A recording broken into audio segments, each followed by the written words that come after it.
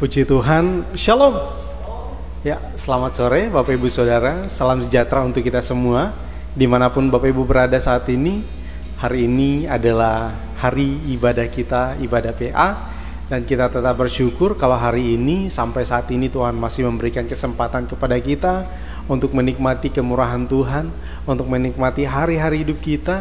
Dan di saat ini adalah waktu yang sudah kita tetapkan sebagai hari untuk beribadah, untuk pendalaman Alkitab. Biarlah kita gunakan waktu ini untuk kita belajar tentang kebenaran firman Tuhan.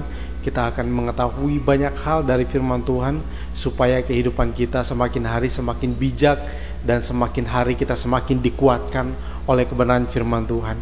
Mari Bapak Ibu, saat ini saya mengajak kita semua untuk mengangkat satu pujian sebelum kita memulaikan ibadah kita. Kita angkat pujian ini, hanya dekat kasih-Mu Bapa, jiwaku pun tentram.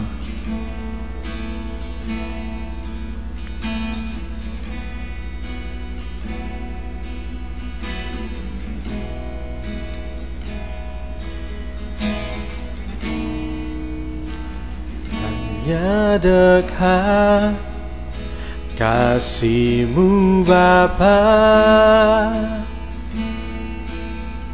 jiwaku pun tentram. Engkau menerimaku, Engkau menerimaku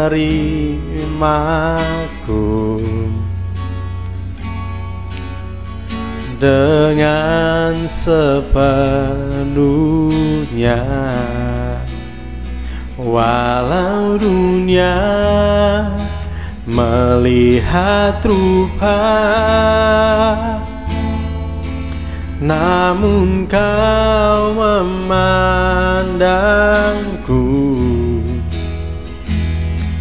sampai kedalaman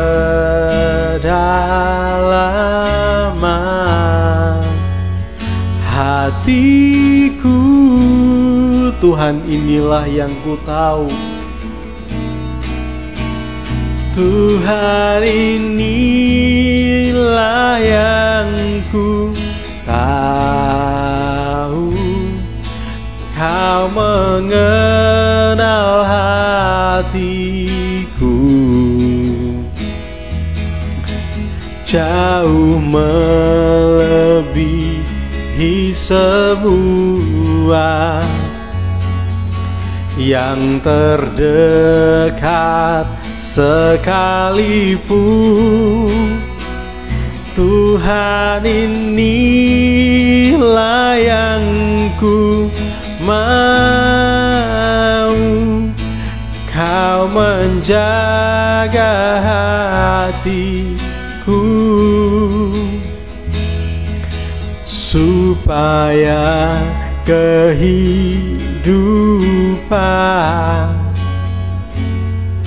memancar senantiasa.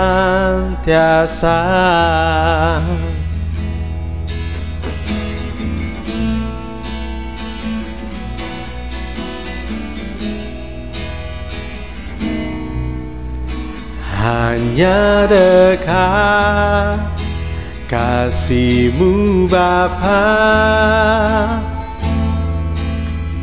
jiwaku pun tentram.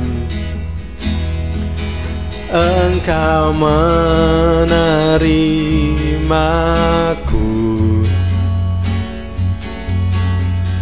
dengan sepenuhnya. Walau dunia melihat rupa,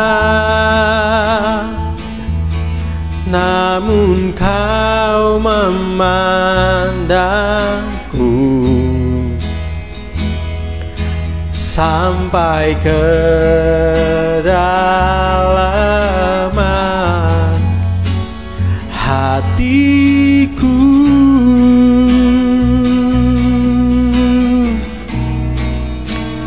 Tuhan, inilah yang ku tahu.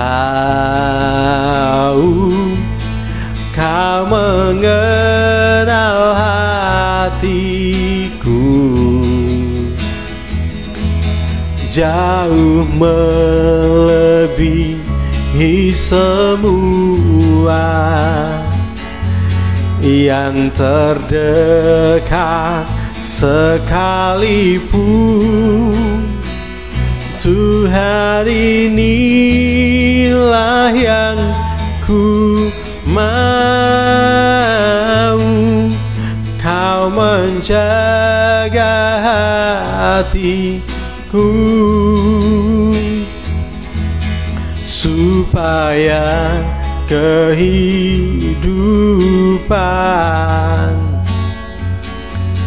memancar senantiasa. Tuhan, inilah yang ku tahu, Kau menjana hatiku jauh melebihi semua yang terdekat sekalipun. Tuhan, inilah yang ku mau, Kau menjaga hatiku supaya kehidupan memancar senantiasa. Tuhan, inilah yang ku tahu, Kau mengenal hatiku jauh melebihi semua yang terdekat sekalipun. Tuhan, inilah yang ku mau,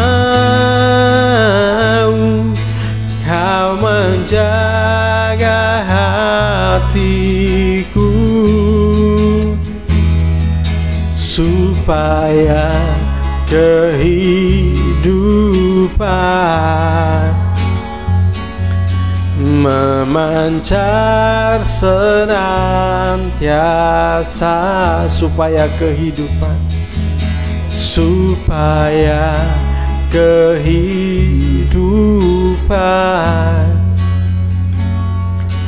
memancar senantiasa, supaya kehidupan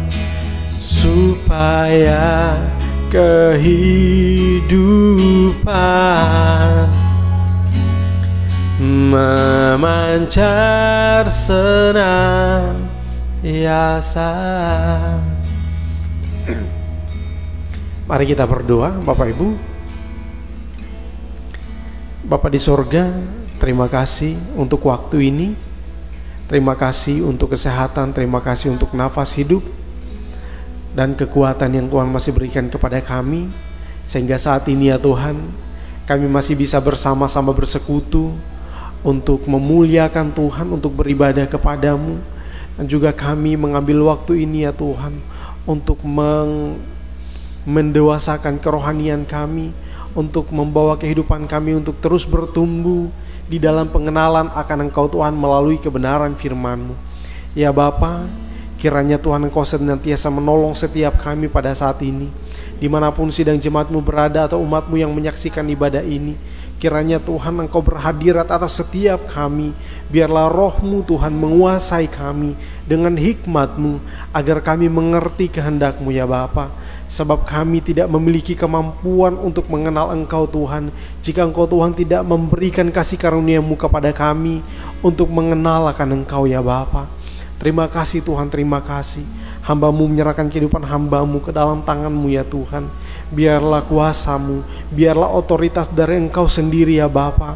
Hikmat dari Engkau Tuhan melimpah atas hamba-Mu, menaungi hamba-Mu untuk menguasai setiap kehidupan hamba-Mu, pikiran, perasaan hamba-Mu, bibir lidah hamba-Mu. Kiranya Tuhan Engkau kuasai sehingga hamba dapat berkata-kata seturut dengan kehendak-Mu ya Bapa. Terima kasih Tuhan. Waktu ini ya Tuhan kami serahkan ke dalam tangan-Mu.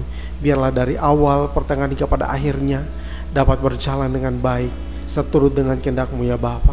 Ini doa kami mengucap syukur di dalam nama Tuhan Yesus Kristus. Haleluya. Amin. Puji Tuhan. Ya, sekali lagi saya menyapa Bapak Ibu Saudara sekalian bersama dengan rekan-rekan tim yang ada. Kami menyapa Bapak Ibu Saudara semua. Shalom. Mungkin ada yang baru bergabung. Shalom. Ya, Tuhan Yesus memberkati kita sekalian. Ya, Bapak Ibu, apapun kondisi kita saat ini, kita harus sadari bahwa memang hidup itu tidak ada yang mudah ya Bapak Ibu ya. Tidak ada yang sesuatu yang bisa kita rasakan dengan instan seperti yang kita nonton mungkin di film-film animasi mungkin atau di film-film fiksi ya. Simsalabim langsung jadi ya. Tapi kita harus sadari bahwa hidup ini adalah proses dan kita akan melewati tantangan demi tantangan, dan kita harus sadari, kita harus pahami bahwa kita harus melihat dengan bijak bahwa setiap tantangan yang kita hadapi, setiap tantangan yang kita alami itu sebagai ujian bagi kita untuk naik level atau untuk meningkatkan ya, di dalam yang saya maksudkan adalah di dalam kerohanian kita ya Bapak Ibu ya. Ya, ini kerohanian itu Bapak Ibu bisa, kerohanian itu juga menyangkut juga dengan kehidupan kita sehari-hari ya.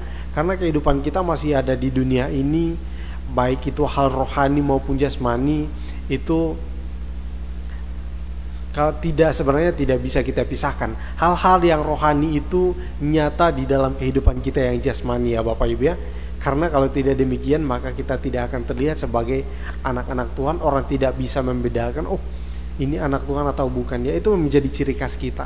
Apa yang rohani yang kita terima dari Tuhan, itu yang nyata dalam kehidupan kita sehari-hari. Itulah yang jasmani Bapak Ibu. Tapi kita harus yakin bahwa tantangan itu bukan tantangan yang kita alami itu sebenarnya tergantung dari kita. Kalau kita mau mundur atau kita mau maju.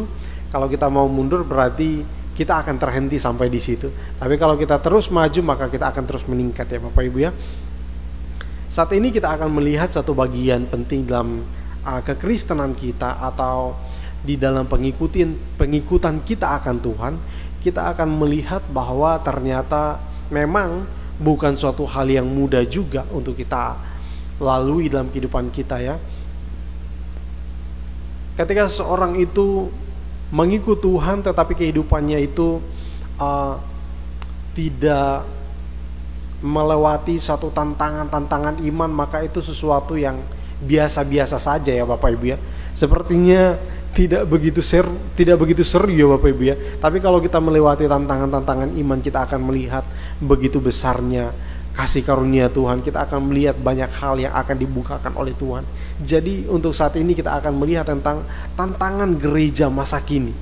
Nah Bapak Ibu, ternyata di dalam perjalanan kehidupan kekristenan sejak dari awal terbentuknya kekristenan itu ya, sejak dari awal orang-orang yang bersekutu itu disebut dengan Kristen, bahkan mulai dari para rasul ya Bapak Ibu ya, ketika mereka bersama-sama dengan Tuhan Yesus, mereka sudah melewati berbagai macam tantangan ya. Bahkan Yesus sendiri banyak kali mengalami penolakan, banyak kali mengalami hujatan, caci maki dan lain sebagainya, sampai pada yang akhirnya adalah dia harus menderita dan akhirnya disalibkan. Dan itu semua adalah tantangan yang dia lewati untuk keselamatan kita semua. Nah Bapak Ibu yang dikasihi oleh Tuhan, itu merupakan awal dari kehidupan kekristenan kita. Dan kita melihat bahwa orang-orang Kristen di awal itu ternyata sudah mengalami tantangan demi tantangan. Kalau kita lihat dalam perjalanan kekristenan kita, ternyata memang kalau Bapak Ibu baca di dalam Alkitab itu sendiri ya, tentunya di dalam perjanjian baru ya, di perjanjian lama juga ada, tetapi kita akan melihat yang dimana kekristenan itu mulai terbentuk ya. di mana orang Kristen itu sering mengalami tantangan demi tantangan. Bahkan Paulus sendiri menjadi saksi bahwa dia sendiri pernah menganiaya orang Kristen, pernah menjadi seorang yang benar-benar memusuhi orang-orang yang disebut sebagai pengikut Kristus. Nah, tetapi Bapak Ibu Saudara sekalian, kita terlebih dahulu saya mengajak kita untuk membaca satu bagian firman Tuhan sebelum kita maju lebih jauh di dalam bagian ini, yaitu di dalam 1 Yohanes pasal yang kelima, ayat yang keempat dan yang kelima ya. 1 Yohanes pasal 5 ayat 4 sampai ayat yang kelima. Sebab semua yang lahir dari Allah mengalahkan dunia, dan inilah kemenangan yang mengalahkan dunia, iman kita. Siapakah yang mengalahkan dunia selain daripada dia yang percaya bahwa Yesus adalah anak Allah. Nah, Bapak Ibu Saudara sekalian, ini ayat ini merupakan satu kesimpulan sebelum kita masuk lebih jauh ya. Kita tahu bahwa hidup kekristenan itu memang bukan suatu hal yang sebenarnya kalau kita katakan, bisa dikatakan kalau istilahnya orang itu gampang-gampang sulit ya. Memang terkadang kita itu merasakan hal itu begitu sangat nikmat hidup dalam Tuhan itu. Tetapi ada satu titik di mana kita itu juga pernah merasakan ternyata orang Kristen itu begitu sangat menyakitkan. Mungkin kita juga pernah merasakan menjadi orang Kristen itu begitu sangat-sangat menderita mungkin ya.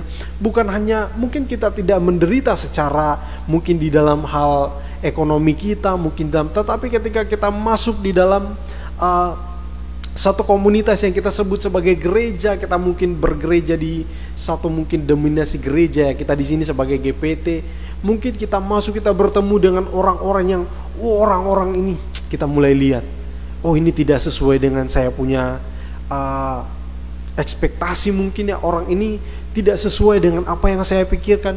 Mungkin kita sudah mulai lihat orang ini begini, orang ini begini, kita sudah memberikan penilaian. Dan itu merupakan membawa kita kepada satu keadaan yang merasa tidak nyaman dengan keadaan itu. Karena tidak senang dengan si A, tidak senang dengan si B. Nah, itu merupakan tantangan-tantangan dalam kehidupan kekristenan. Salah satu tantangan ya Bapak Ibu ya. Tetapi dari firman Tuhan ini kita dapat melihat bahwa seberat apapun tantangan kita, kalau kita ada di dalam Tuhan, maka kita pasti akan bisa untuk melaluinya. Nah, jadi ayat ini sebagai penguat bagi kita sebelum kita masuk lebih jauh untuk melihat tentang tantangan-tantangan yang terjadi di dalam kehidupan Kristen.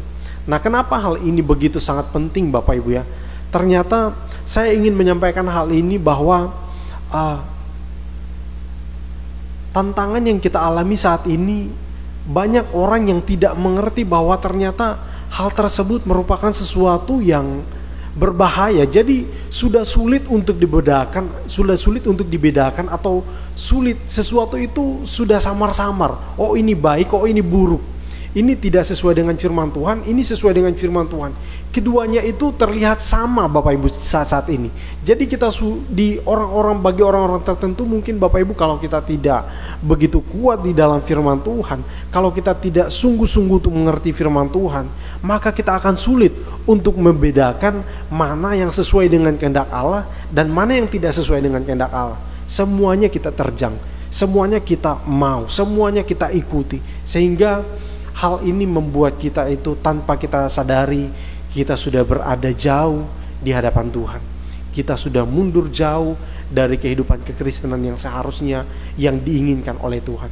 Nah, jadi Bapak Ibu, dari tempat ini saya menyampaikan kepada kita sekalian, mari kita senantiasa membuat diri kita atau membawa kehidupan kita untuk terus bertumbuh di dalam iman melalui kebenaran firman Tuhan, supaya kita bisa melihat dengan jelas, supaya mata rohani kita tidak menjadi rabun, apalagi buta ya Bapak Ibu ya. Jangan sampai kita menjadi buta, mata rohani kita menjadi buta sehingga kita tidak tahu lagi apa yang benar, yang sesuai dengan kehendak Tuhan dan tidak. Tapi melalui kebenaran firman Tuhan yang baru saja kita baca, kalau kita sungguh-sungguh di dalam Tuhan, kalau kita memiliki iman yang sungguh, maka tantangan apapun itu atau godaan apapun itu pasti bisa kita lewati. Mungkin kita melewatinya dengan, walaupun kita harus tertatih-tatih, walaupun kita harus susah payah untuk melangkah, Tetapi ketika kita bersama dengan Tuhan, kita memiliki iman yang teguh, kita tahu tujuan kita, dan itulah yang memberikan kekuatan dan semangat kita untuk melewati tantangan-tantangan yang ada. Nah, kita akan lihat Bapak Ibu Saudara sekalian, ketika di zaman para rasul, Bapak Ibu, ya, ini kilas tentang perkembangan gereja ya, sejak dari awal, mulai dari zaman para rasul. Seperti tadi yang saya sudah katakan, mereka melewati tantangan yang begitu sangat rumit, begitu sangat kompleks. Bukan hanya tantangan secara akademisi Bapak Ibu ya, bukan hanya tantangan secara intelektual Bapak Ibu, bukan hanya orang itu bukan hanya sekedar membantah Tuhan Yesus itu yang kalian sebut sebagai Tuhan, itu bukan Tuhan, itu manusia biasa. Buktinya dia mati, dia tidak bisa ngapa-ngapain. Memang benar dia bisa melakukan mujizat, tetapi itu hanya sekedar banyak orang yang bisa melakukan itu, banyak orang yang bisa begini. Mungkin orang bisa berikan sanggahan-sanggahan di waktu itu. Sehingga Bapak Ibu Saudara sekalian, mereka melalui tantangan yang begitu sangat rumit, sangat berat. Bahkan pada akhir hidupnya Bapak Ibu Saudara sekalian, mereka mati, ada yang dianiaya, ada yang diberikan hukuman ya tidak benar-benar tidak manusiawi ya, dibuat seperti binatang ya Bapak Ibu ya. Mereka itu bahkan ada yang dipenggal kepalanya, ada yang dimasukkan ke dalam minyak panas, Bapak, disiram dengan minyak panas, banyak sekali. Nah, ada juga yang sampai diasingkan ya. Itu benar-benar suatu hal yang benar-benar mengerikan pada zaman para rasul ini. Bukan hanya rasul-rasul ini saja Bapak Ibu ya, orang-orang Kristen yang hidup di zaman itu, mereka sudah mengerti ketika memutuskan atau mengambil satu komitmen untuk menjadi seorang Kristen atau pengikut Kristus, mereka sudah tahu konsekuensinya. Kalau tidak disiksa, mereka akan dibunuh. Mungkin mereka akan dipenggal kepalanya. Ada yang sampai bahkan diadu dengan binatang buas. Ada yang untuk dijadikan tontonan orang banyak. Mereka itu dilepas bersama-sama dengan binatang buas di dalam satu tempat. Lalu mereka itu ditonton oleh orang banyak. Itu benar-benar kondisi atau keadaan kekristenan orang-orang di zaman itu benar-benar mengerikan. Ada yang bahkan mereka itu dipenggal kepalanya, lalu kepalanya ini dijadikan obor di depan pintu-pintu rumah. Nah, itu keadaan kekristenan di zaman itu. Nah, terus juga di zaman kita maju lagi di zaman bapak-bapak gereja, Bapak Ibu Saudara sekalian. Bapak-bapak gereja di zaman mereka ini, simpelnya saya katakan adalah bahwa di zaman bapak-bapak gereja, mereka ini lebih bergerut di masalah teologi ya Bapak Ibu ya.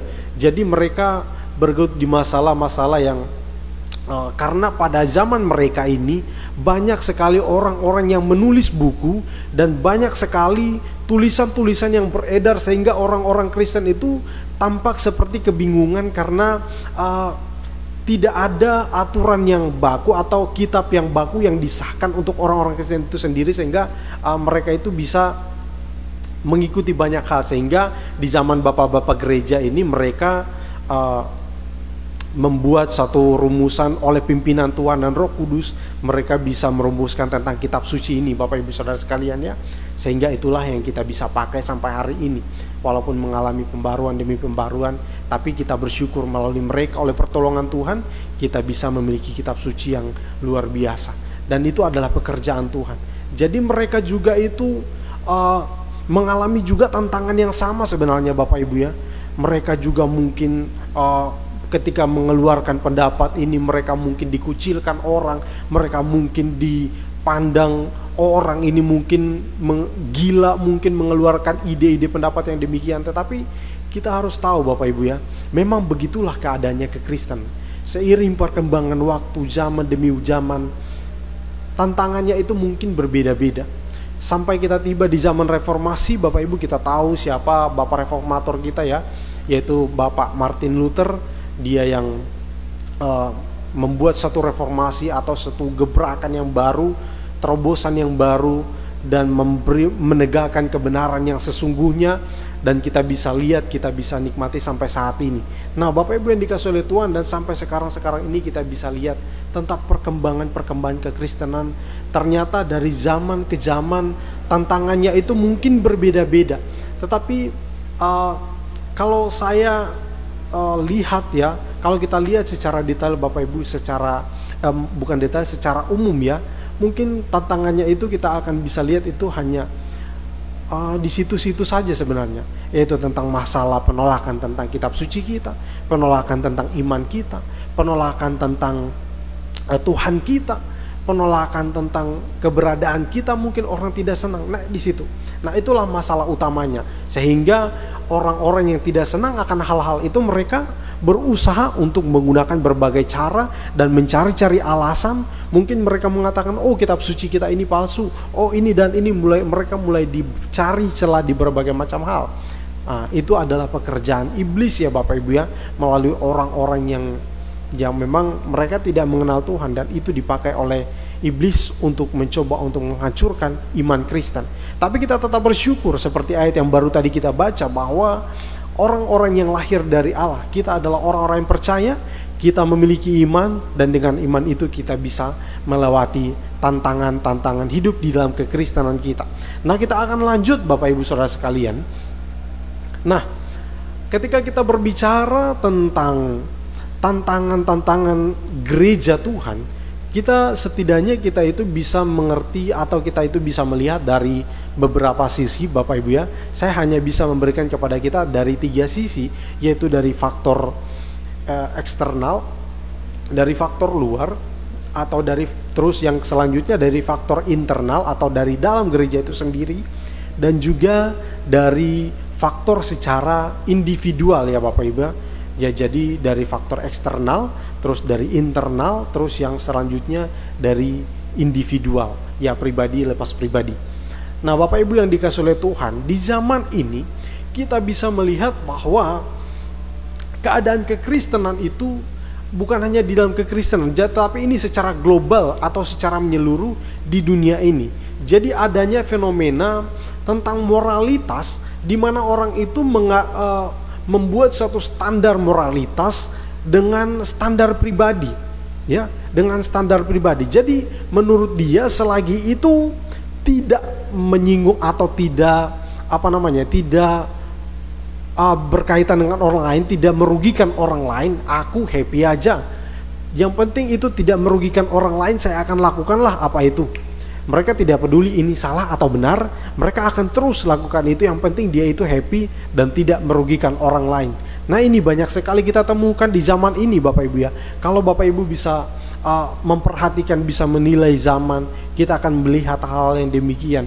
Terus jadi saya bisa katakan bahwa setiap kebanyakan orang, jadi hidupnya itu hidup menurut keinginannya sendiri, tanpa mempertimbangkan atau tanpa melihat apa sebenarnya yang diinginkan oleh Tuhan di dalam kehidupannya. Nah, di sini kita akan lihat bahwa di situ orang-orang bisa mengatakan bahwa asal aku ini happy, saya tidak merugikan kamu. Mungkin orang-orang mengatakan, saya tidak punya hutang sama kamu, saya tidak punya beban sama kamu, itu bukan, saya ini bukan jadi beban kamu, atau saya ini tidak mencuri barang kamu, atau saya ini tidak melakukan hal yang jahat sama kamu. Ngapain kamu pusing dengan kehidupan saya? Nah ini kebanyakan orang yang kita temukan di zaman ini. Ketika saya banyak mendengar perkataan-perkataan yang demikian sih, saya juga mengatakan secara manusiawi Bapak Ibu ya, kita mungkin mengatakan, oh ternyata ya benar juga, ngapain saya pusingin dengan dia. Tetapi Bapak Ibu yang dikasihi oleh Tuhan, di dalam kekristenan, hal tersebut mungkin ya bisa kita katakan ada, kalau dia itu melakukan apa yang benar ya tidak masalah. Tapi kalau dia melakukan apa yang berbalik, apa yang tidak sesuai dengan kebenaran firman Tuhan, maka itu sebenarnya menjadi masalah Bapak Ibu ya.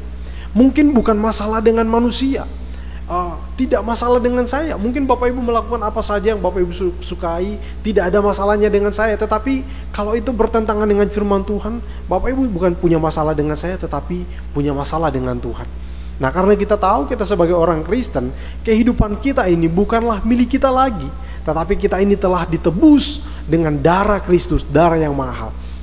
Nah kehidupan kita milik Tuhan, sehingga kehidupan kita, walaupun kita hidup di dunia ini, kita tidak boleh hidup seenak kita lalu kita mengabaikan Tuhan, tetapi kita harus benar-benar hidup sesuai dengan kehendak Tuhan.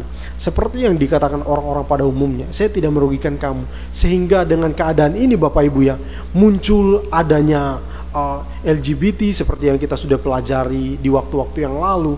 Ada juga orang yang melakukan poligami Bapak Ibu ya, ada juga perceraian dan lain-lain ya. Jadi asal happy, kamu bisa terima dengan senang, saya juga bisa terima dengan senang tanpa ada beban. Oke, kita lakukan. Nah, inilah keadaan di zaman ini. Mari kita buka mata kita, mari kita melihat hal ini dari sudut kebenaran firman Tuhan. Kita akan melihat bahwa ternyata ada banyak hal di sekitar kita, ada banyak fenomena di sekitar kita yang ternyata itu bertentangan dengan kebenaran firman Tuhan. Kalau orang itu mengatakan saya tidak merugikan kamu, tapi kalau dia tidak merugikan kita terus dia melakukan hal yang benar, itu tidak masalah, kita dukung, berikan dukungan. Tetapi kalau orang itu melakukan hal yang tidak baik, melakukan hal yang bertentangan dengan firman Tuhan, marilah kita mendoakan mereka Bapak Ibu ya. Karena ini benar-benar hal yang harus kita perhatikan. Ini benar-benar saya katakan sebagai sesuatu yang benar-benar samar-samar ya Bapak Ibu ya. Karena semua di dunia ini sekarang hal-hal yang demikian sudah menjadi suatu hal yang tidak asing. Semua orang bisa melakukan apa saja asal dia senang dan tidak merugikan orang lain, tidak merugikan negara dan banyak hal.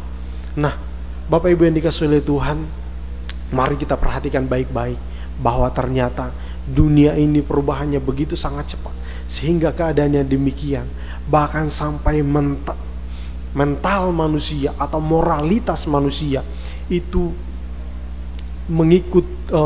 ikut-ikut juga berubah ya Bapak Ibu ya.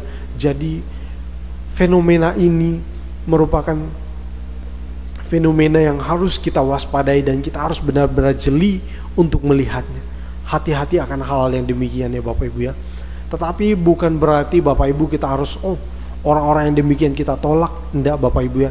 Tapi mari kita mendoakan mereka yang telah terjerumus dan berikan nasihat kepada mereka dengan lemah lembut seperti kata firman Tuhan, dengan lemah lembut dan sopan ya Bapak Ibu ya, supaya mereka tidak mengalami sakit hati atau mereka tiba-tiba ketika kita memberitahukan hal apa yang benar terus mereka jadi benci kepada kita. Jangan sampai itu terjadi, tapi kita harus benar-benar berhikmat untuk menanggapi hal-hal yang demikian. Terus yang selanjutnya, di zaman yang sekarang ini yang kita hadapi Bapak Ibu, adanya radikalisme yang begitu sangat kuat ya Bapak Ibu ya. Ini sebenarnya bukan masalah yang sekarang ini saja terjadi, tetapi sebenarnya sudah terjadi dari zaman ke zaman ya. Dari dahulu kala sudah hal ini sebenarnya sudah ada ya. Tetapi di zaman ini kita bisa lihat bahwa di zaman ini kita semakin terlihat dengan jelas bahwa radikalisme itu begitu sangat kuat, di mana orang yang lebih kuat menindas mereka yang lebih lemah. Ini memojokkan mereka, bukan hanya memojokkan, bahkan orang yang lemah itu bisa juga dihakimi dengan seenaknya, mungkin dihujat juga dengan seenaknya. Tetapi di sini kita bisa melihat bahwa inilah keadaan zaman ini, inilah tantangan gereja di masa kini. Kita harus bagaimana kita harus menyikapi hal-hal yang demikian ya. Bapak Ibu yang dikasihi oleh Tuhan, kembali saya tegaskan kepada kita bahwa kita jangan hanya jadi sebagai anak-anak Tuhan yang tetapi hanya anak Tuhan yang ikut-ikut begitu saja, tetapi kita harus benar-benar kuat di dalam iman kita kepada Tuhan. Buktikan kita harus, iman kita itu bukan kuat, iman kita itu kuat bukan hanya sekadar kita ikut hari Minggu, kita datang ibadah sudah begitu saja, tetapi kita benar-benar harus mendalami firman Tuhan. Kita harus benar-benar memiliki semangat untuk terus belajar dari kebenaran firman Tuhan, supaya dari kebenaran firman Tuhan yang kita pelajari, yang kita renungkan, yang kita baca, itu membuat mata kita ini terbuka dan bisa menilai zaman sekarang ini ya Bapak Ibu ya. Ini tantangan-tantangan yang begitu sebenarnya begitu sangat hebat ya Bapak Ibu. Di beberapa daerah Bapak Ibu ya, di beberapa mungkin kita mungkin tidak melihat di daerah-daerah kita, mungkin di Lumajang ini tidak kita temukan hal yang demikian, tetapi di daerah-daerah tertentu Bapak Ibu ya, banyak orang karena radikalisme ini ya Bapak Ibu ya, karena takutnya ya, karena orang itu takut sehingga membuat dia itu beralih keyakinan. Karena orang itu takut membuat dia itu beralih kepercayaan. Dulunya dia hidup setia menyembah dan beribadah kepada Tuhan, tetapi karena dia itu dipojokkan, dia itu mungkin dikucilkan, tantangan ini bisa saja terjadi, orang itu lalu meninggalkan Tuhan dan beralih keyakinan. Ini bisa saja terjadi, dan ini tantangan yang kita hadapi juga di zaman ini. Nah, Bapak Ibu yang dikasihi oleh Tuhan, terus juga ada banyak hal, ajaran-ajaran yang menyerupai ajaran Kristen. Banyak ajaran yang membingungkan ya Bapak Ibu ya. Dan ini sebenarnya juga termasuk bagian di dalam internal juga ya, di dalam kekristenan itu sendiri. Tetapi juga banyak sekarang orang-orang yang di luar kekristenan yang membawa ajaran-ajaran yang menyerupai ajaran Kristen, dan dengan itu mereka untuk mengelabui orang Kristen, lalu mereka mulai bingung dengan hal itu dan mereka mulai tertarik ya. Jadi Bapak Ibu yang dikasihi oleh Tuhan, hati-hati. Kalau kita tidak benar-benar kuat, kita tidak sungguh-sungguh untuk mendalami tentang kebenaran, maka kita akan mudah untuk terhanyut oleh tantangan-tantangan di zaman ini ya. Mari Bapak Ibu kita akan lanjut. Ada juga, ini kita masih di dalam faktor eksternal ya Bapak Ibu ya. Faktor luar, banyak hal sekarang yang bisa kita lihat. Terus yang selanjutnya, dengan perkembangan kecerdasan manusia, dengan perkembangan teknologi yang memudahkan segala urusan manusia Bapak Ibu, menurunkan nilai kebutuhan manusia akan Tuhan.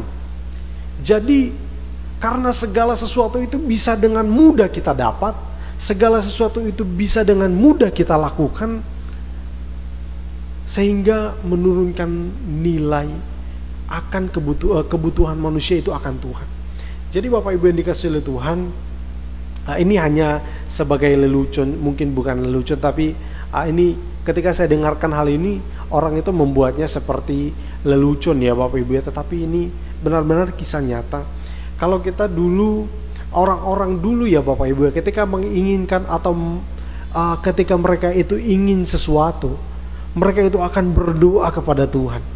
Ketika mungkin dulu-dulu mungkin punya apa ya, mungkin hal yang sederhana, mungkin kita katakan orang itu ingin handphone ya Bapak Ibu ya, ingin handphone. Kalau di zaman dulu orang itu ketika punya keinginan akan sesuatu, mereka itu akan berdoa dengan sungguh-sungguh dan berusaha dengan sungguh-sungguh. Nah, tetapi sekarang Bapak Ibu ya, itu sangat jauh berbeda. Ketika orang menginginkan sesuatu, sudah tinggal ini bekerja, mungkin menabung mungkin sekian lama, sudah dibeli, sudah dapat apa yang diinginkan. Begitu dengan mudahnya kita dapatkan apa yang kita inginkan, apa yang kita butuhkan, kita itu dengan mudahnya untuk mendapatkan hal itu. Jadi karena hal-hal itu yang begitu dengan mudah kita dapatkan, sehingga kita itu merasa, kebanyakan orang itu mungkin merasa bahwa dalam hal tertentu mereka mungkin tidak butuh Tuhan, tidak perlu Tuhan ya. Sampai juga ada orang yang mengatakan mungkin ketika kita gini, tidak perlu Tuhan, nggak perlu ngapain pakai Tuhan. Ya memang benar Bapak Ibu ya, dalam hal tertentu memang kita seolah-olah kita itu seperti orang yang cengeng, seperti orang yang terlalu manja dan sebagainya. Tetapi firman Tuhan menguatkan datang kepada kita Bapak Ibu Saudara sekalian, bahwa kita itu membutuhkan Tuhan bukan di hal-hal tertentu saja, tetapi di dalam segala sesuatu kita itu butuh Tuhan. Karena Bapak Ibu, hal-hal yang terjadi dalam fenomena yang terjadi sekarang ini, teknologi yang begitu memudahkan kita, itu memang benar-benar terasa sekali Bapak Ibu ya. Saya bahkan juga sangat merasakan hal itu. Segala urusan bisa dengan mudah kita lakukan. Hal ini mungkin kita ada berita penting yang ingin kita sampaikan kepada keluarga yang ada di tempat yang jauh, terus kita katakan, ini keluarga kita hari ini bisa langsung mereka terima beritanya. Tapi kalau dulu Bapak Ibu, mungkin mereka akan butuh waktu beberapa hari atau bahkan mungkin berminggu-minggu. Berita duka yang kita alami saat ini di sini, itu kita kirimkan kabar mungkin ke Medan atau mungkin ke Sulawesi Bapak Ibu ya, itu bisa sampai 1 minggu atau mungkin 1 bulan baru sampai beritanya ya. Tapi di zaman sekarang ini begitu dengan mudah hal itu kita terima, sehingga orang-orang itu dengan kemudahan yang dialami sekarang ini, ketergantungan manusia kepada Tuhan itu, kebanyakan orang itu sangat mudah, sangat berkurang atau nilainya itu begitu sangat menurun ya Bapak Ibu ya. Tapi di sini yang ingin saya sampaikan kepada kita, dengan perkembangan teknologi yang ada, dengan kecerdasan, mungkin kita cerdas, kita mungkin ketika melakukan sesuatu kita tidak bergumul akan hal itu. Tuhan, saya tidak mengerti akan hal ini. Kita mungkin tidak sampai seperti itu. Ketika ada masalah datang, kita mungkin dengan cepat, dengan mudahnya, dengan cepat kita mungkin bisa menyelesaikan akan hal itu. Masalah yang kita alami, kita mudah untuk menyelesaikan akan hal itu. Tetapi yang ingin saya sampaikan kepada kita, di dalam segala sesuatu yang kita lakukan, mari tetap kita libatkan Tuhan. Masalah sekecil apapun itu, biarlah kita tetap meminta hikmat dari Tuhan, supaya semuanya tetap berjalan di dalam kebenaran firman Tuhan ya. Jadi Bapak Ibu yang dikasihi oleh Tuhan, jangan sampai mungkin hanya hal-hal kecil yang kita lakukan, mungkin masalah kecil yang bisa kita selesaikan, tapi karena kita ingin cepat, ingin dan sebagainya, kita mengambil jalan pintas, lalu kita mengikuti jalur yang tidak sesuai dengan kebenaran firman Tuhan. Ini adalah hal-hal yang terjadi di zaman ini, adalah salah satu faktornya adalah tentang perkembangan zaman dan teknologi yang memudahkan kita menurunkan nilai kebutuhan manusia akan Tuhan. Terus yang selanjutnya Bapak Ibu, sekarang ini banyak orang itu kompromi dengan hal-hal yang bertentangan dengan firman Tuhan untuk sebuah pengakuan atau penerimaan. Nah, jadi Bapak Ibu yang dikasihi oleh Tuhan, kita lihat mungkin di sini kita tidak pernah melihat, tetapi di beberapa tempat saya juga pernah lihat, karena mereka itu ingin diakui, atau mungkin satu gereja mungkin karena eksistensinya itu ingin diakui atau ingin diterima, atau seseorang yang ingin diterima oleh orang banyak. Mereka itu mungkin dia orang Kristen ya, orang Kristen yang saya maksudkan adalah orang Kristen, dia ingin diterima oleh orang banyak. Ketika orang banyak itu ingin dia untuk melakukan hal ini, walaupun itu bertentangan dengan firman Tuhan, dia rela, asal dia diterima, asal dia diakui oleh orang itu ya. Ini mungkin juga untuk anak-anak muda ya Bapak Ibu ya, saya tekankan kepada kita sekalian, mungkin pacar kita ya mungkin ya mungkin berbeda keyakinan, kita segera kita perhatikan akan hal ini. Jangan sampai karena hal-hal yang demikian kita rela untuk meninggalkan iman kita karena kita ingin diterima oleh pacar kita, mungkin oleh orang yang kita kasihi. Mungkin hati-hati ya teman-teman atau anak-anak muda sekalian, hati-hati akan hal ini. Segera kita berbalik kepada Tuhan, ikutilah jalan yang benar ya. Dan kita lihat, ini bukan hanya terjadi di kalangan muda, di kalangan orang-orang muda, tetapi semua kalangan. Jangan sampai karena hal-hal yang demikian kita mungkin merasa ditolak atau diterima, atau mungkin kita merasa dikucilkan karena tidak mengikuti satu aturan yang berlaku di tempat itu, walaupun itu bertentangan dengan firman Tuhan.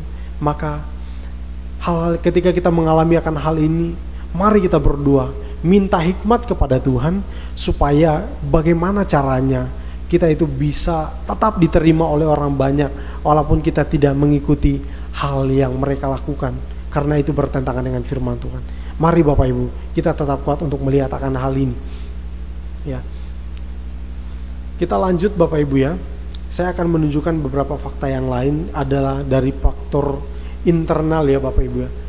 Dari faktor internal kita di dalam gereja Bapak Ibu, ini pada umumnya sering sekali terjadi. Dan ini ada beberapa pandangan yang mengatakan bahwa di dalam gereja itu memang terkadang harus mengalami yang namanya perpecahan, dan inilah tantangan internal ya. Tetapi jangan sampai ya, memang gereja itu kadang harus mengalami perpecahan untuk menunjukkan siapa yang benar-benar sungguh-sungguh untuk beribadah kepada Tuhan, dan siapa yang hanya datang beribadah hanya karena untuk kepentingan, ya. Jadi perpecahan itu bisa saja terjadi karena perbedaan teologi, yang mungkin perbedaan penafsiran, itu juga mungkin bisa saja berbeda, terjadi perpecahan bisa terjadi karena kepentingan, perbedaan kepentingan.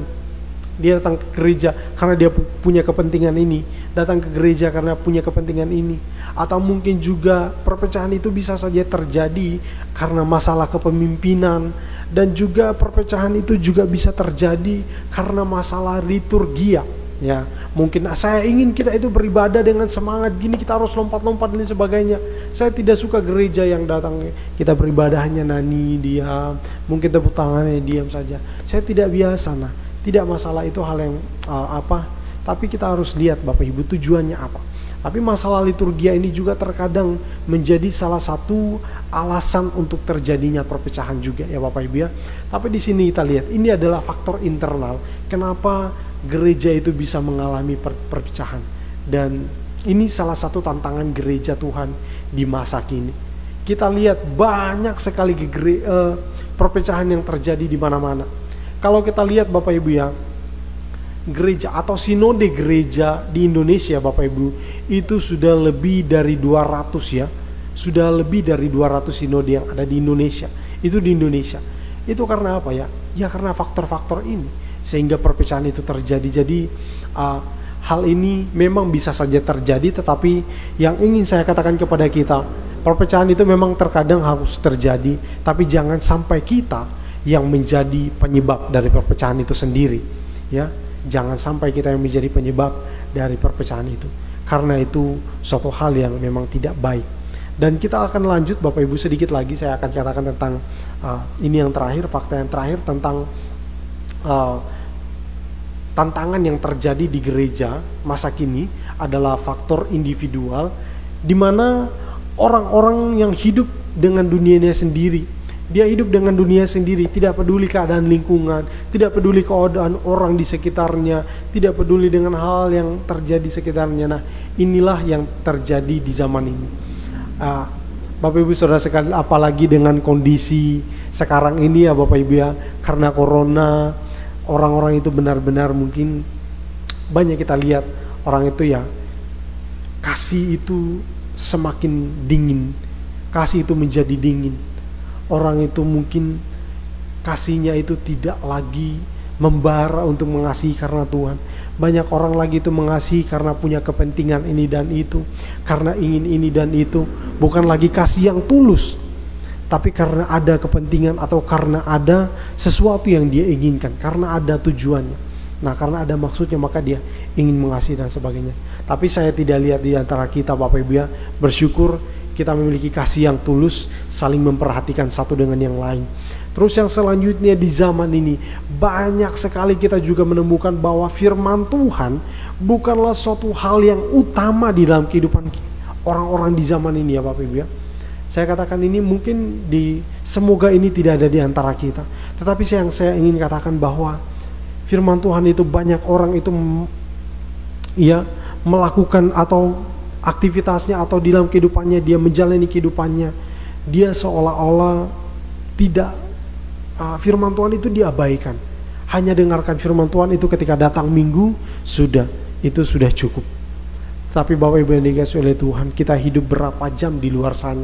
Sedangkan kita datang ke gereja, kita dengarkan firman Tuhan mungkin sekitar 40-45 menit.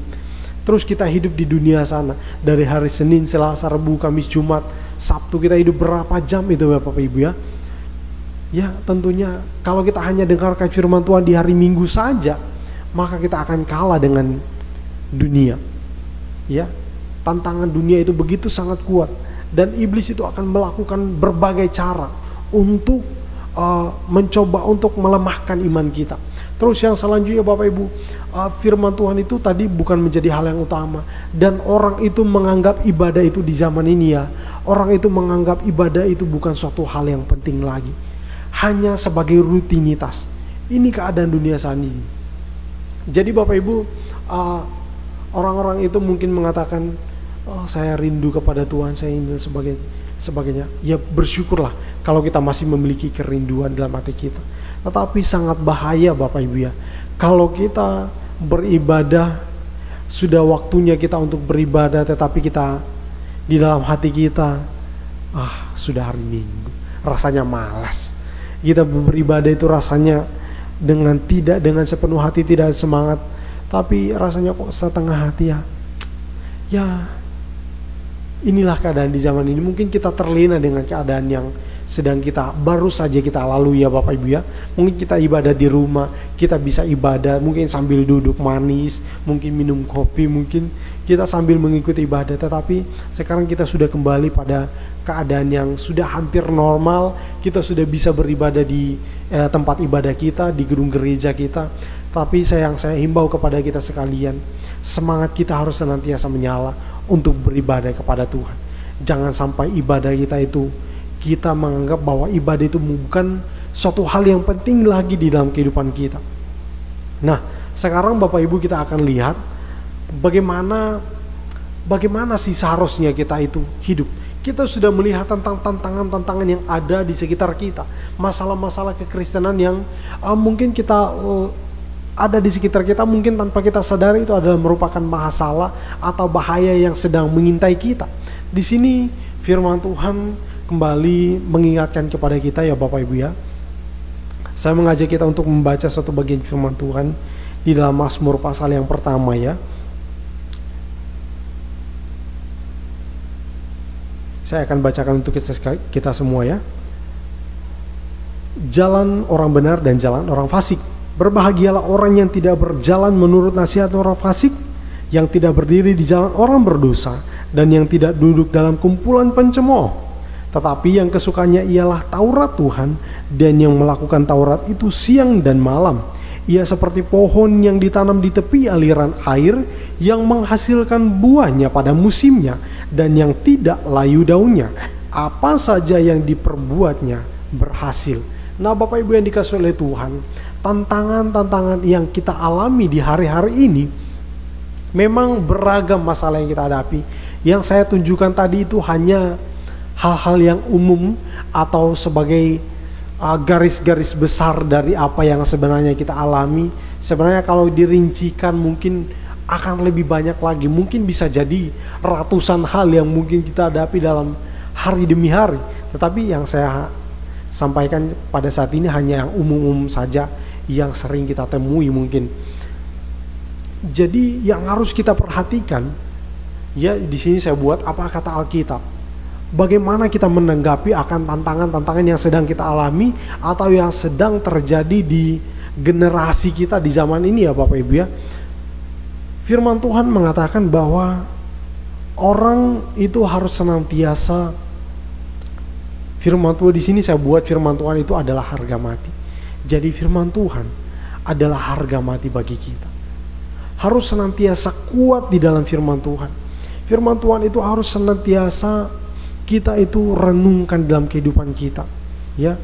Jadi hidup kita itu benar-benar sesuai dengan kehendak Tuhan. Yang saya maksudkan adalah bahwa firman Tuhan itu adalah sudah harus menjadi bagian dalam kehidupan kita. Bukan hanya menjadi pengetahuan kita saja, bukan hanya menjadi bukan hanya menjadi lambang kekristenan kita saja, tetapi firman Tuhan itu harus menjadi gaya hidup kita atau menjadi bagian hidup kita. Seolah-olah kita itu tanpa firman Tuhan kita itu seolah-olah kita itu tidak bisa apa-apa. Nah, itu yang saya maksudkan adalah firman Tuhan itu harga mati. Jadi apapun yang kita lakukan, apapun yang kita kerjakan dalam kehidupan kita, panduan kita harus benar-benar yang utama adalah firman Tuhan. Nah ini yang saya ingin katakan kepada kita, bahwa firman Tuhan adalah harga mati. Walaupun orang-orang itu mencoba untuk kompromi dengan keadaan dunia saat ini, walaupun orang-orang itu mencoba, kita ini harus melakukan hal ini, karena kalau tidak demikian kita itu tidak bisa diterima oleh komplotan ini atau mungkin golongan ini. Tapi yang ingin saya katakan kembali lagi, firman Tuhan harga mati. Kalau tidak sesuai dengan firman Tuhan, kita harus jangan lakukan, jangan ikuti. Tapi Bukan berarti mungkin kita menolak hal itu ya, tetapi kita harus tetap berdoa kepada Tuhan, minta hikmat kepada Tuhan agar bisa masuk di dalam golongan-golongan atau orang-orang tertentu yang tidak menginginkan kita. Mungkin kita harus berdoa supaya kita diberi hikmat oleh Tuhan, supaya kita memiliki cara untuk masuk ke orang itu, supaya di sana kita juga bisa menjadi orang yang memuliakan nama Tuhan, menjadi saksi bagi mereka sehingga nama Tuhan dimuliakan. Terus yang selanjutnya di dalam Roma pasal yang ke-8 ayat yang ke-38 ya, sampai yang terakhir ya.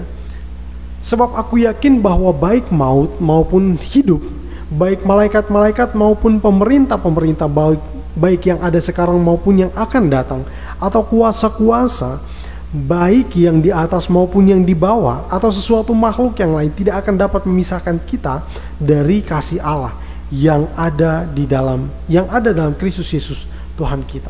Jadi Bapak Ibu yang dikasihi oleh Tuhan, hal penting yang harus kita perhatikan adalah kita sudah bisa melihat bahwa kasih Tuhan itu begitu sangat kuat kepada kita.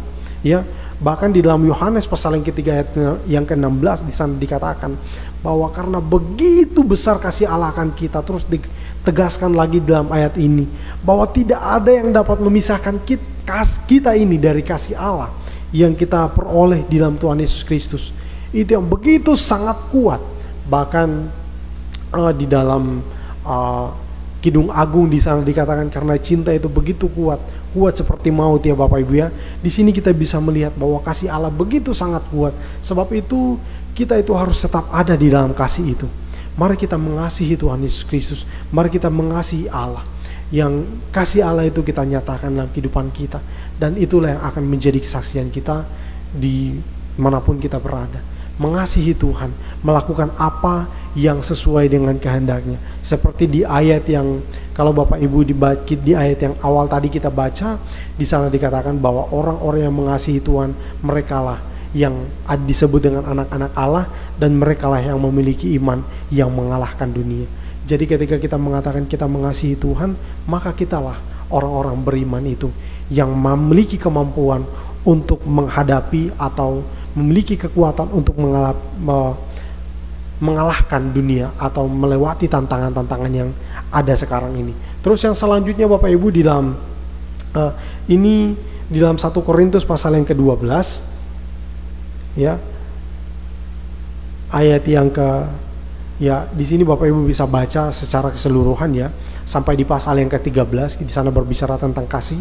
Tetapi di sini yang saya ingin tegaskan kepada kita sekalian adalah tentang kita itu mengasihi sesama, bukan hanya sekedar menyatakan atau memberi sesuatu kepada orang lain mungkin ketika mereka membutuhkan sesuatu, tetapi kasih yang saya maksudkan di sini adalah kasih sebagai anggota tubuh Kristus, di mana kita itu saling melengkapi antara satu dengan yang lain, di mana kita itu harus hidup di dalam keadaan yang benar-benar kita itu menempatkan diri bahwa orang lain itu membutuhkan kita dan kita itu membutuhkan orang lain, sehingga kita itu hidup di dalam keadaan yang saling melengkapi antara satu dengan yang lain. Nah, itulah kasih yang sesungguhnya Bapak Ibu ya. Jadi kita ini hidup di dalam Tuhan. Kita itu bukan hanya sekedar mengasihi Tuhan, mengatakan aku mengasihi Tuhan. Kita hidup dalam kehidupan yang menyembah, mungkin kita memuji Tuhan setiap hari, tetapi kita tidak memiliki kasih kepada sesama. Tapi yang ingin saya katakan kepada kita, kasih kepada Kristus itu kita nyatakan melalui kasih kita kepada sesama.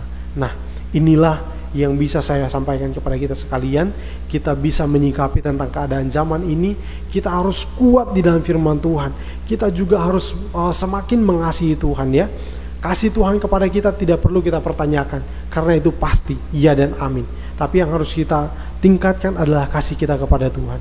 Kita harus semakin mengasihi Tuhan dari hari ke hari, supaya dengan demikian kita harus bisa untuk menyatakan kepada sesama, kita mengasihi sesama ya. Jadi Bapak Ibu yang dikasihi oleh Tuhan, ini adalah yang saya bagikan kepada kita sekalian. Menghadapi tantangan gereja masa kini, kita sebagai umat Tuhan, kita harus hidup di dalam firman Tuhan, semakin mengasihi Tuhan dan sesama. Amin. Untuk firman Tuhan, kita akan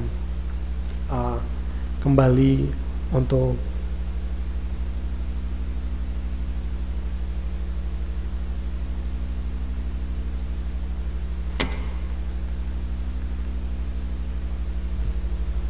Ya, kita memuji Tuhan.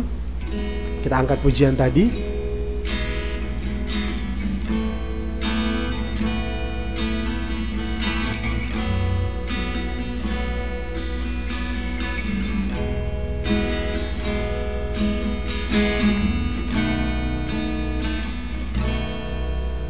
Hanya dekat kasih-Mu Bapa, jiwaku pun tentram. Engkau menerimaku dengan sepenuhnya, walau dunia melihat rupa, namun Kau memandangku sampai ke dalaman hatiku.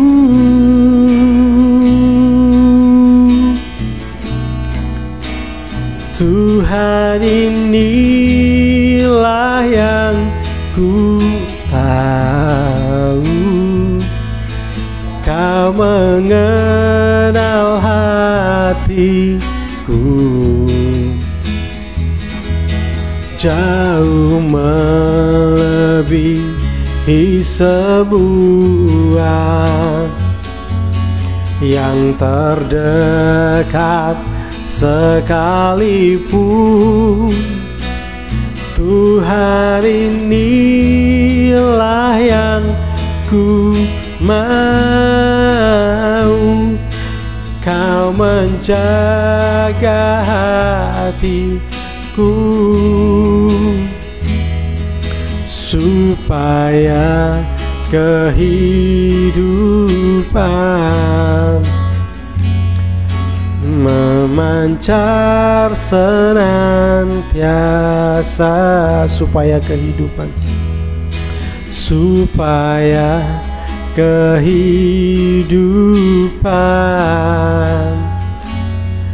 memancar senantiasa.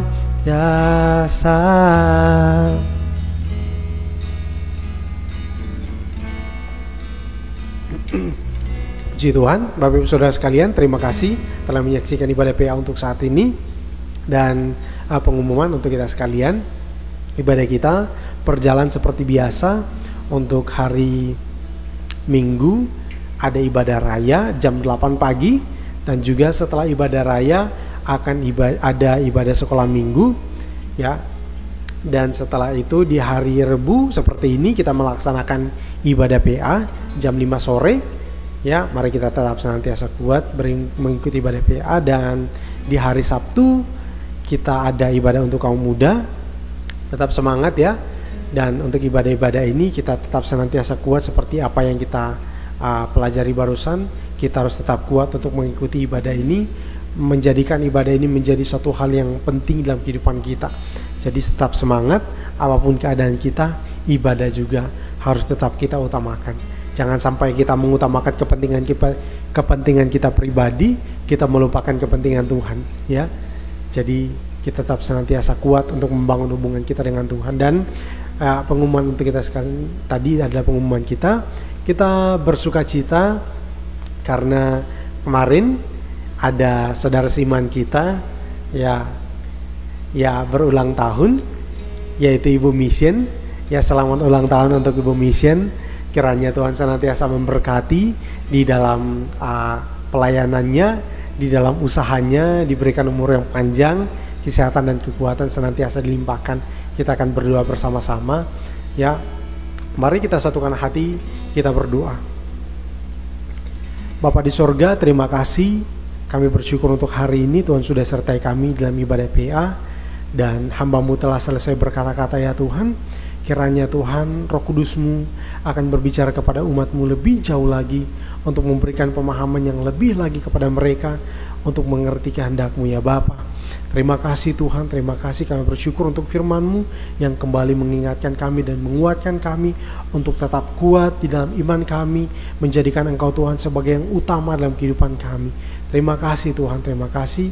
Kami saat ini bersama-sama berdoa untuk Ibu Mission yang Tuhan telah berkati dengan perpanjangan usia, dan kiranya Tuhan dengan perpanjangan usia ini ya Tuhan kiranya senantiasa memberkati di dalam segala hal yang dia kerjakan, yang dia usahakan. Tuhan berkati, bahkan dalam keluarga dan di dalam pelayanannya. Tuhan berkati untuk anak-anaknya Tuhan, dan juga untuk suami yang ada.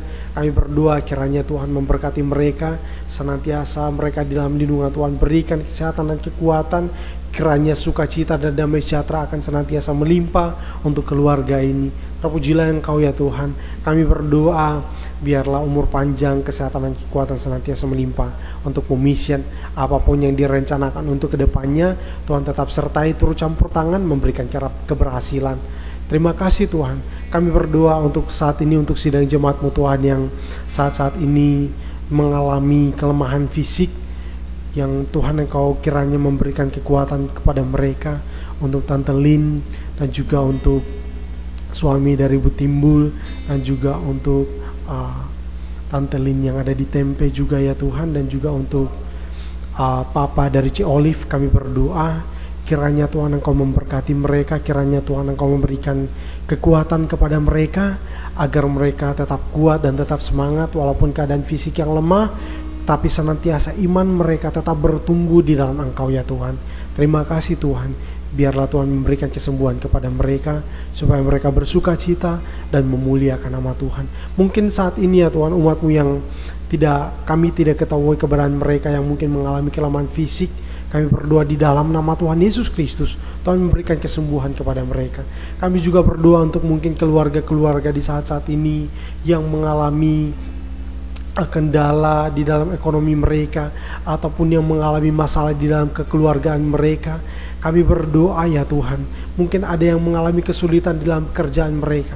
Kami berdoa di dalam nama Tuhan Yesus Kristus, Tuhan berikan hikmat kepada mereka, dan Tuhan berikan kepada mereka kekuatan, ketenangan kepada mereka, supaya dapat melalui tantangan hidup yang mereka alami di saat-saat ini ya Tuhan. Terima kasih, biarlah Roh Kudus-Mu Tuhan senantiasa memberikan kekuatan, senantiasa memberikan sukacita kepada mereka untuk melalui tantangan hidup yang mereka alami saat ini ya Tuhan. Terima kasih Tuhan, terima kasih. Apapun yang menjadi usaha dan pekerjaan untuk seluruh umat-Mu Tuhan, sidang jemaat-Mu yang ada ya Tuhan, kami berdoa kiranya Tuhan senantiasa memberkati, Tuhan senantiasa memberikan keberhasilan, Tuhan jauhkan dari segala hal yang tidak baik, dari segala hal-hal yang jahat. Tuhan jauhkan dari umat-Mu. Sakit, penyakit, mara bahaya apapun itu, Tuhan jauhkan dari umat-Mu. Terima kasih Tuhan. Anak-anak-Mu Tuhan yang ada di dalam pendidikan di hari-hari ini, kami berdoa di dalam nama Tuhan Yesus Kristus, biarlah hikmat dari Tuhan, kepintaran dari Tuhan akan senantiasa melimpah kepada anak-anak-Mu ini ya Tuhan. Terima kasih Tuhan, terima kasih. Kami berdoa dan kami serahkan kehidupan kami sepenuhnya ke dalam tangan-Mu, mulai dari saat ini sampai selama-lamanya. Di dalam nama Tuhan Yesus Kristus kami alaskan doa kami. Haleluya, amin. Puji Tuhan, Bapak Ibu Saudara sekalian, ibadah kita telah selesai. Tuhan Yesus memberkati kita semua. Shalom.